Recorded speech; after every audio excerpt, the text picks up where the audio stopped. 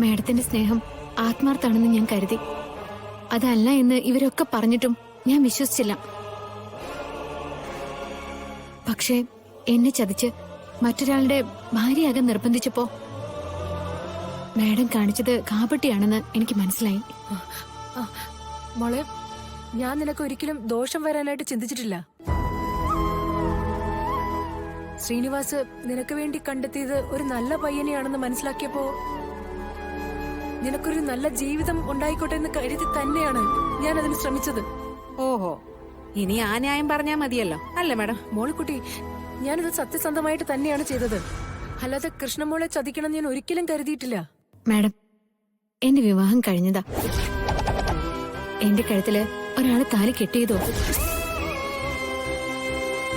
അയാളോടൊപ്പം ഒന്നിച്ച് ജീവിച്ചാലും ഇല്ലെങ്കിലും എനിക്കിനി മറ്റൊരു വിവാഹമൊന്നുമില്ല. മോളെ, ഗാന്ധിയും നവീനും ഒന്നിച്ച് ജീവിച്ചോട്ടെ, അതിലെനിക്ക് ഒരു പ്രശ്നമില്ല. പക്ഷെ എന്റെ ജീവിതത്തിലെ തീരുമാനം ഞാൻ പറഞ്ഞത്.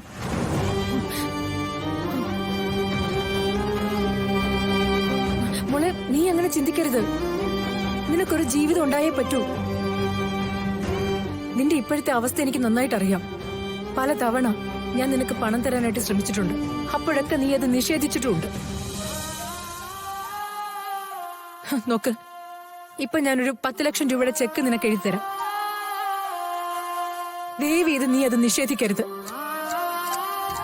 എന്റെ ഒരു മനസ്സമാധാനത്തിന് വേണ്ടിയിട്ടാ നീ അത് വാങ്ങണം.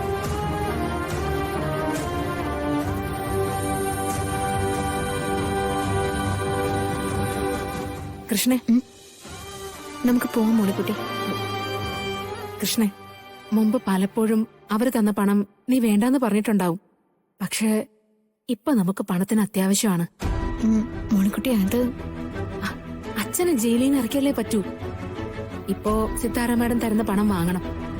അച്ഛനെ ഇറക്കിക്കഴിഞ്ഞാ അത് നമുക്ക് തിരിച്ചു കൊടുക്കാലോ. നമുക്കത് വേണോ മോളിക്കുട്ടി? അഡ്വക്കേറ്റിന്റെ ഓഫീസിനോ? അതെ, നിങ്ങളുടെ കേസ് മുന്നോട്ട് കൊണ്ടുപോകണോ വേണ്ടയോ എന്ന് സാർ ചോദിച്ചു. ഉടനെ പണം എത്തിച്ചെങ്കിലേ കേസിന്റെ നടപടിക്രമങ്ങൾ തുടങ്ങാൻ പറ്റുമെന്ന് സാറ് പറഞ്ഞു. പണം നാളെ തന്നെ ഞങ്ങൾ എത്തിക്കാം സർ. ഓഫീസിൽ കൊണ്ടുവരാം.